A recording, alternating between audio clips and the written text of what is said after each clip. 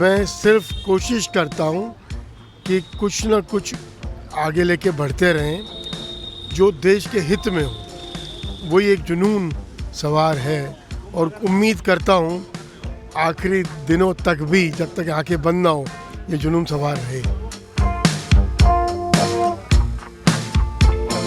मेरे बच्चों ने मुझे हिम्मत दी कि सर हम कुछ और अलग करते हैं, कुछ और बड़ा करते हैं। तो मैंने कहा क्यों नहीं दिल्ली से मुंबई किया जाए।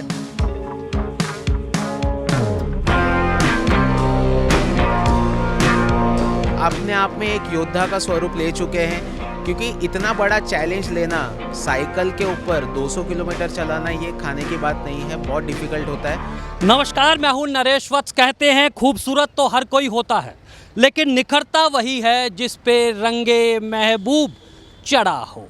एम्पल मिशन के फाउंडर अनिल काशी मुरारका और प्रोफेसर मयूर पर एक रंग चढ़ा है। पूरे देश में सोशल हार्मोनी, भाईचारे को बढ़ावा देने के लिए एक यात्रा लोधी गार्डन से मुंबई के लिए जा रही है। सर, इस यात्रा के जी मयूर जी, मुझे आप बताइएगा, इस यात्रा के बारे में बताइए। आपका जो जज्बा है वो लाखों युवाओं के लिए एक प्रेरणा है। कैसे शुरू हुई ये यात्रा? नमस्कार, मेरा नाम मयूर रमेश दुमसिया है। मैं केसी कॉलेज में as an assistant professor job करता हूँ।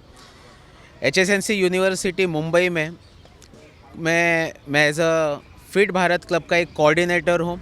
और फिट भारत क्लब जो है ये बहुत अनोखे कार्यक्रम जो है वो आयोजन करती है। जैसे मैराथन ऑर्गेनाइज़ करना, हमने पिछले साल यूनिटी राइड की थी। यूनिटी राइड मुंबई से लेके वडोदरा तक हम लोग साइकिलिंग करके गए हुए थे। फिर इस बार मेरे बच्चों ने मुझे हिम्मत दी कि सर हम कुछ और अलग करते हैं, कुछ और बड़ा करते हैं। तो मैंने कहा क्यों नहीं दिल्ली से मुंबई किया जाए। तो हमारे वाइस चांसलर प्रोफेसर हेमलता के बागला, उन्होंने हमें प्रेरित किया और उन्होंने हमें कहा कि अगर आप लोग कर सकते हो तो आप लोग डेफिनेटली कीजिए। और उन्होंने इस यात्रा के लिए हमें परमिशन दी कि आप बिंदास जाइए और जैसे हो वैसे ये साइकिलिंग को आप पूरा कीजिए। तो हमने डिसाइड किया कि हम ये साइकिलिंग करेंगे from Delhi to Mumbai. 1415 kilometre का ये फासला होगा। दिन में लगभग 200 किलोमीटर हमें पार करना है, जो कि आसान नहीं है। पर मेरे सारे जो बच्चे थे, मैं अभी इनको बच्चा नहीं कहूँगा, इनको योद्धा कहूँगा, क्योंकि ये कहीं ना कहीं पे अपने आप में एक योद्धा का स्वरूप ले चुके हैं। क्योंकि इतना बड़ा चैलेंज लेना, साइकिल के ऊपर 200 किलोमीटर चलाना, ये खाने की बात नहीं है, बहुत डिफ़िकल्ट होता है। पर इन्होंने कड़ी मेहनत की है। 2 से 3 महीने से इन लोग कड़ी मेहनत कर रहे थे। और आज हम यहाँ से लोधी गार्डन से आप हमारा स्टार्ट करेंगे। इंडिया गेट पे 2 मिनट के लिए रुकेंगे।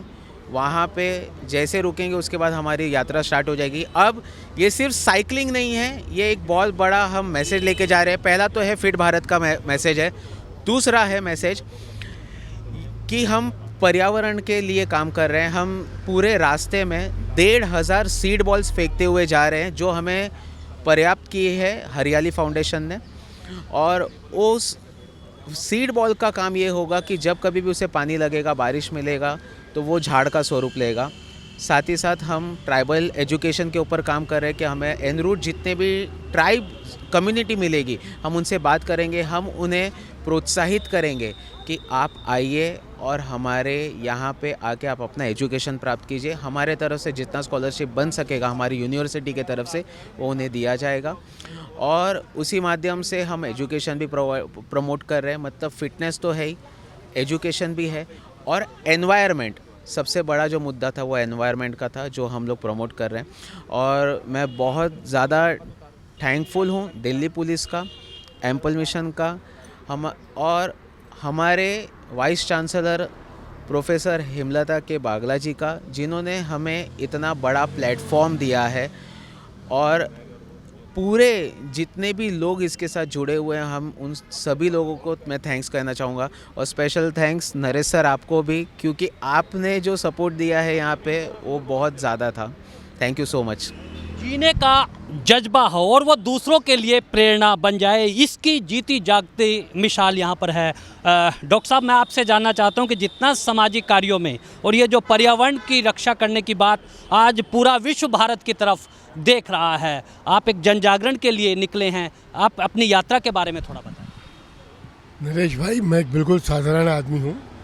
नरेश भाई में मेरे में कोई अंतर नहीं, हम सब एक ही हैं।